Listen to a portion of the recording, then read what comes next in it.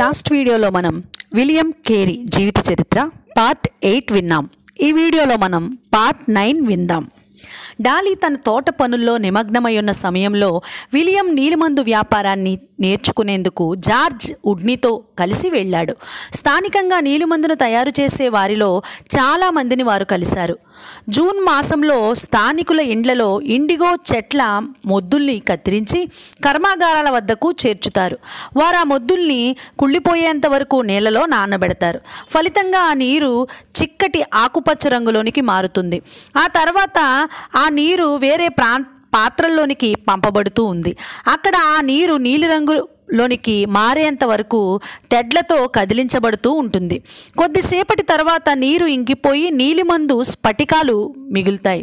వాటిని కొంత వేడి చేసి పరిశుభ్రపరిచి రవాణాకు సిద్ధం చేస్తారు. ఈ నీలిమందు ఎందుకింత గిరాకీ? ఈ రంగును గుడ్డల అద్దకంలో వాడతారు. ఇది వస్త్రాలకు గట్టిగా అతుక్కుంటుంది. ఆగస్టు మాసంలో కేరీ కుటుంబం తంగన్ నది ద్వారా ముద్నాబట్టికి ప్రయాణమైంది. వారు ప్రయాణం చేసిన పడవ పైకప్పును కలిగి చాలా పెద్దగా ఉంది. కాబట్టి వర్షం పడుతున్నప్పటికీ వారు ప్రకృతి అందాల్ని ఆహ్లాదంగా ఆస్వాదిస్తూ తమ ప్రయాణాన్ని కొనసాగించారు. వారు చూసిన ప్రాంతమంతా అడవుల్లో లేకుండా చాలా చక్కగా శుభ్రం చేయబడి ఉంది. ఆ ప్రాంతమంతా నదులతోనూ వరి లేక ఇండిగో పొలాలతోనూ నిండి ఉంది. తెల్లని వస్త్రాలు ధరించిన స్థానికులు నదులపైన నీళ్లున్న పొలాల్లోని పనిచేస్తూ కనిపించారు. వెదుర్లు కుప్పలు కుప్పలుగా అక్కడక్కడా కనిపించాయి. కొండలపైనున్న చిన్న గ్రామాలకే చెట్లు పరిమితమయ్యాయి. చివరిగా ముద్నాబట్టిలోని తమ ఇంటిని కేరీ కుటుంబం చూసింది. చాలా క్రొత్త ఇళ్ళు. ఇది 2 అంతస్తులు ఇటుకతో కట్టబడింది. డాలీ సంతోషంతో చకచకా మాట్లాడేస్తూ ఉంది, ఆ ఇంటిని మెచ్చుకుంటూ. దేని గురించి జాగ్రత్తగా ఉండాలి? తన కళ్ళల్లో భయం ఉట్టిపడుతూ ఉండగా డాలీ అడిగింది. ఇక్కడ పాములు మాత్రమే ప్రమాదకరమట. విలియం చిరునవ్వు నవ్వుతూ అన్నాడు. ఇక్కడి మొసళ్ళు పెద్దగా ఉంటాయట, కానీ అవి ఎంత చురుకైనవి కావు. అవి 1-2 కోడి పిల్లల్ని మాత్రం అప్పుడప్పుడు దొంగిలిస్తూ ఉంటాయట. ఇక్కడ పులులు లేవా? డాలీ అడిగింది. ఆమె కళ్ళు చచ్చినంత చల్లగా ఉన్నాయి. పులుల విషయం గతంలో తనను విలియం మోసగించాడని ఆమె ఎన్నటికీ క్షమించలేదు. ఇక్కడ పులులు లేవు. ఇంటి లోపలి భాగం డాలీని సంతృప్తిపరిచింది. గదులన్నీ చాలా విశాలంగాను కిటికీలు పెద్దగాను ఉన్నాయి. ఇంటికి కొంత దూరంలోనున్న నది ఒడ్డున నీలిమందు కర్మాగారం ఉంది. అది ఇంకా కట్టబడే దశలోనే ఉంది. నది నుండి తీసుకుని రాబడే నీటిని నింపేందుకు కట్టబడిన పెద్ద నీళ్ల తొట్టి కట్టడం పూర్తయింది. ఈ తొట్టి నుండి వచ్చే నీళ్లను నిల్వ చేసేందుకు 5 జతల పెద్ద పాత్రలు కూడా కట్టబడ్డాయి.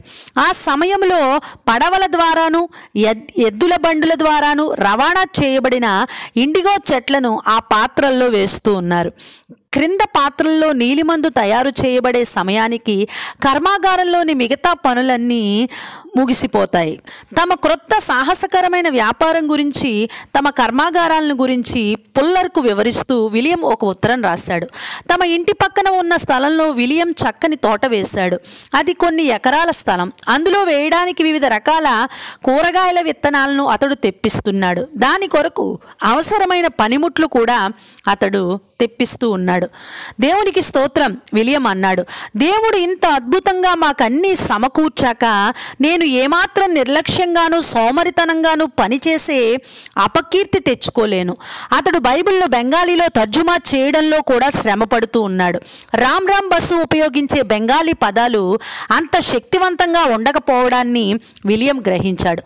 దానికోసం అతడు తిరిగి కొంత శ్రమ పడాల్సి వచ్చేది. నవంబర్ మాసాంతానికల్లా ఆదికాండము, మత్తయి, మార్కు, యాకోబు పత్రికలు అనువదించడం పూర్తవుతుంది. అప్పుడు స్థానిక బెంగాలీలకు తాను బోధించడం కూడా సులభమవుతుంది. ఆ గొప్ప రోజు కోసం విలియం ఎదురు చూడసాగాడు. స్థానిక బెంగాలీలు అంత ఆరోగ్యంగా లేరు. పనివారిలో ఎక్కువ మంది ఎప్పుడూ ఏదో ఒక వ్యాధితో బాధపడుతూ ఉండడం విలియం గమనించాడు. తన ఇంటిలో పనిచేసే వారు కూడా అనారోగ్యంగానే ఉన్నారు. కానీ వారు ఏదో ఒక విధంగా పని చేయగలుగుతూ ఉన్నారు. పేద ప్రజలు చాపలపైన పడుకునే విలాసవంతమైన జీవితాన్ని గడపలేరు. వారు విచిత్రమైన ఆచారాలతో విలియం చాలా విసుగు చెందాడు. అలా వారిని ఆపడానికి అతడు ఇంకా కాస్త ఓపిక పట్టాలి. వారింకా తాను నిజ సత్యాన్ని అందివ్వడం లేదు. వారిని క్రీస్తు తాను అందించేంతవరకు, క్రీస్తును వారికి పరిచయం చేసేంతవరకు వారి ఆచార్య వ్యవహారాల్లో జోక్యం చేసుకోకూడదని విలియం తలంచాడు. ఈ ప్రదేశంలో క్రీస్తు సువార్తకు ఎంత ఎదిరింపు తాను ఎదుర్కోవాల్సి వస్తుందో విలియం ఈపాటికే ఊహించాడు. అతడు తన ఇంటిలో పనిచేసేందుకు కోసం పనివారిని అతి కష్టం మీద సంపాదించాడు. ఫ్యాక్టరీ పనివారిని సంపాదించడం కంటే ఇంట్లో పనివారిని సంపాదించడం చాలా కష్టం.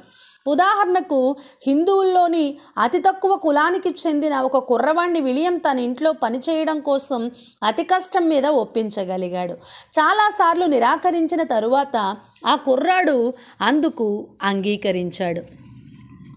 ఇండియన్లు అత్యాసక్తి పరులు కూడా. కాబట్టి వారంతా తన యొద్దకు వచ్చి నిలబడినప్పుడు విలియం ఆశ్చర్యపడలేదు. వారు తన వైపు సంధించిన ప్రశ్నలు అంత అసభ్యకరంగా ఏమీ లేవు. నీవెంత డబ్బు సంపాదిస్తున్నావు? ఒక వృద్ధుడు విలియంని అడిగాడు. నీ వెంట్రుకలు ఎలా రాలిపోయాయి? ఇంకో వ్యక్తి అడిగాడు. నీ చర్మాన్ని ఇంత తెల్లగా నీవెలా చేసుకోగలిగావు? మూడో వ్యక్తి అడిగాడు. విలియం చాలా కష్టపడి పనిచేస్తూ ఉన్నాడు. వర్షాకాలం ముగిసే సమయానికి ఇంకా ఎక్కువ కష్టపడి పనిచేయాలని విలియం తలంచాడు. అప్పుడిక అతడు తన తోటను చక్కగా తీర్చిదిద్దాల్సి ఉంటుంది. అయితే ఇంతవరకు కేరీ కుటుంబంలో ఎవరికీ రానంత తీవ్రమైన జ్వరం సెప్టెంబర్ మాసంలో మధ్య ప్రాంతంలో విలియం కేరీకి వచ్చి అతన్ని పీడించసాగి. సాధారణంగా జలుబుతో ప్రారంభమైన విలియం జ్వరం క్రమక్రమంగా తీవ్రమైన అతని మెడ, వీపు, తల బాగా నొప్పి వేయసాగాయి. నొప్పి ఉన్న ప్రాంతాలు క్రమంగా వణకడం ప్రారంభించాయి. అతని నోట్లో పుండ్లు ఏర్పడి అతడు భోజనం రెంగలేకపోతూ ఉన్నాడు. తర్వాత అతని ఒళ్ళు కాలిపోతుంది కానీ చెమట పట్టడం లేదు. ఆఖరిగా అతనికి ఒళ్ళంతా చెమటలు పట్టి అతని పరుపును తడిపేశాయి. విలియం మెల్లగా కోలుకోవడం ప్రారంభించాడు. ఇదేం జబ్బు? డాలీని విలియం అడిగాడు. ఇది అందరూ చెప్పే భయంకరమైన అడవి జ్వరం కాదుగా. ఒకవేళ అది అడవి జ్వరమే అయితే అది తిరిగి వస్తుందని నేను విన్నాను. ఆమె కళ్ళు డాలీ కళ్ళల్లో భయంతో నిండిపోయాయి. విలియం తిరిగి జ్వరం వచ్చింది. తిరిగి అది జలుబుతో మొదలై అతని మెడ, వీపు, తల విపరీతంగా నొప్పి వేయసాగాయి. పీటర్ కూడా అనారోగ్యంతో ఉన్నాడని విలియం అనుకున్నాడు. విలియం గత 26 గంటల నుండి వణుకుతూనే ఉన్నాడని డాలీ చెప్పింది. ఈ జ్వరం ఇంకా ఎన్నాళ్ళుంటుంది? ఆమె అడిగింది. జ్వరం డాలీకి రాకుండా తనకొచ్చినందుకు విలియం సంతోషించాడు. జార్జ్ వుడ్ని సింకోనా చెట్టు నుండి తీయబడిన ఆక్వినైన్ అనే ఔషధంతో వారిని దర్శించాడు. అతని చేతిలో ఒక చెట్టు బెరడు, కొంత బంక కూడా ఉన్నాయి. దీన్ని ఎలా కలపాలో మీకు చూపిస్తాను. దీన్ని చాలా జాగ్రత్తగా కలపాలి, ఎందుకంటే ఇది ఒక ఘాటైన విష పదార్థం.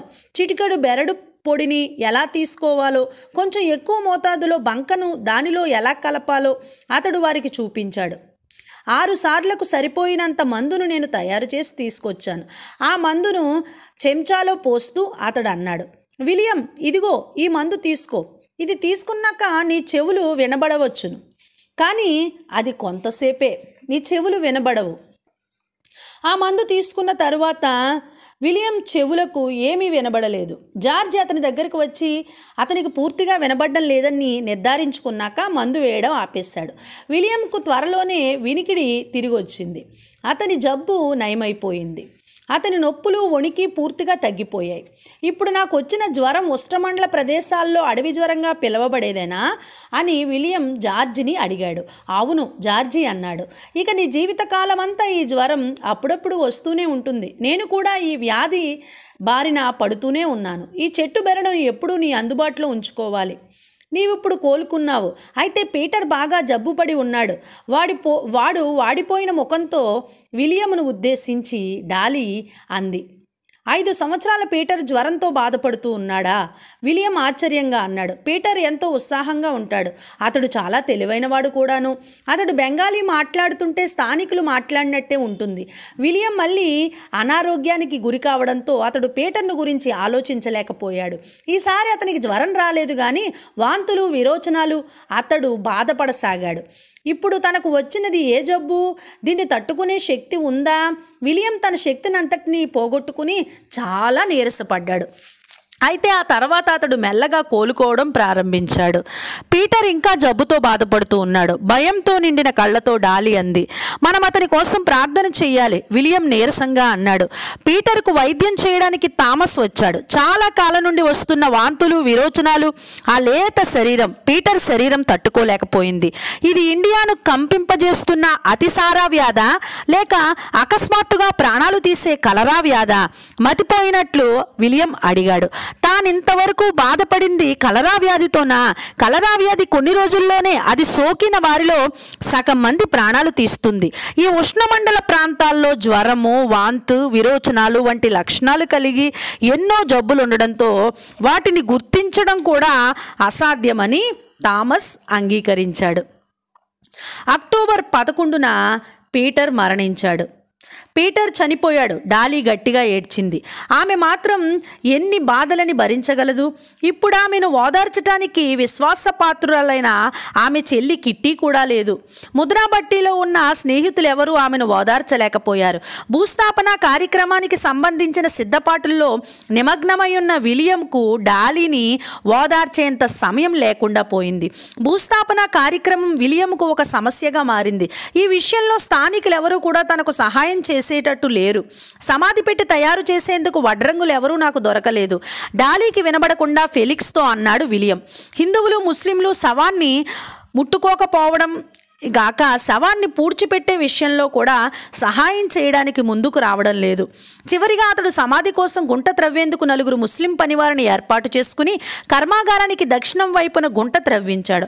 ఆ మరుసటి రోజు ఆ 4 వారి గ్రామం నుండి బహిష్కరించడమే గాక ఆ గ్రామవాసుల్లో ఎవరూ కూడా వారితో సంబంధ బాంధవ్యాలు పెట్టుకోకూడదని నిర్ణయించినట్లు విలియం తెలుసుకున్నాడు. తన స్వభావానికి విరుద్ధమైనప్పటికీ విలియం ఆ గ్రామ పెద్ద వద్దకు వెళ్ళి ఆ 4 ముస్లింలపై బహిష్కరణ నిలిపివేయకపోతే ఇంగ్లీష్ అధికారుల చేత అతన్ని ఖైదు చేయిస్తానని బెదిరించాడు. ఆ విషయంలో అతడు విజయం సాధించినప్పటికీ ఇదంతా జరగడానికి ఒక రోజు పట్టింది. తర్వాత పీటర్ మృతదేహాన్ని విలియం కేరీ గారి కుమారుడైన పీటర్ మృతదేహాన్ని మోయడానికి విలియంకు సహాయంగా ఎవరూ రాలేదు. వారితో వాదించి బెదిరించి పీటర్ మృతదేహాన్ని సమాధి వద్దకు మోసుకెళ్లేందుకు వారిని ఒప్పించడానికి మరో 2 రోజులు పట్టింది. చివరిగా తన ఇంట్లో పనిచేసే 2 ముందుకొచ్చారు. వారిలో మాటు అనే వ్యక్తి మరుగుదొడ్లు శుభ్రపరిచేవాడు. ఇంకొకడు మరి ఏ కులానికి చెందనివాడుగా లెక్కింపబడే అబ్బాయి. ఆ 2 పనివారు పీటర్ని సమాధి వద్దకు మోసుకెళ్లారు. మన ప్రియమైన బిడ్డ కోసం ఒక పెట్టెలో కూడా సమాధి చేయబడ్డం లేదు. డాలీ గొణికింది. ఇంకా ఈ రోతమట్టి నిండా పురుగులు ఉంటాయి. పీటర్ను సమాధి చేయడంలో సహాయం చేయడానికి ఎవరూ ముందుకు రారని విలియం ఎన్నడూ ఊహించి ఉండడు. ఎందుకంటే వారి ఇంట్లో చాలామంది పనివాళ్ళు ఉన్నారు. విలియం దృష్టిలో వారు చాలా ఎక్కువ. ఒక పని కన్నా ఎక్కువ చేస్తే తాము తమ దేవుళ్లకు ఆగ్రహం పుట్టించిన వారు అవుతారని వారు నమ్మడం వల్ల అతడు చాలామందిని పెట్టుకోవాల్సి వచ్చింది. కేరీ వద్ద పిండి కొట్టడానికి 2 స్త్రీలు, ఒక వంటవాడు, అతనికి ఒక సహాయకుడు, ఒక నర్సు, కూరగాయలు సమకూర్చడానికి ఒకడు, చిన్న చిన్న పనులు చేయడానికి 2, ఇల్లు తుడిచేవారు, చాలామందికి తోట పనులు చేసేవారు, ఒక్కొక్క రకం జంతువులను చూసుకోవడానికి ఒక్కొక్కరు, ఆహారంగా ఉపయోగించే తాటి చెట్ల పాలను సమకూర్చడానికి ఇంకొకరు, ఇలా చాలామంది పనివారు ఉన్నారు. పీటర్ను సమాధి చేయడంలో తాను పడ్డ కష్టాన్ని విలియం డాలీకి చెప్పకుండా ఉండవచ్చు, కానీ అతడు చెప్పకుండా ఉండలేకపోయాడు. పులులను గురించి చెప్పినప్పుడు విలియం వైపు ఆమె చూసిన ద్వేషపు చూపుల కంటే ఇప్పుడు ఇంకా ఎక్కువగా ద్వేషిస్తుందన్న నమ్మకం అతడికి లేదు. అయితే ఇప్పుడు ఆమె చూపుల్లో ఎటువంటి భావమూ లేదు. ఆమె ఏదో లోకంలో ఉన్నట్లుగా ఒక ప్రత్యేకమైన స్త్రీగా విలియంకు కనిపించింది. నెక్స్ట్ వీడియోలో మనం విలియం కేరీ జీవిత చరిత్ర పార్ట్ 10 విందాం.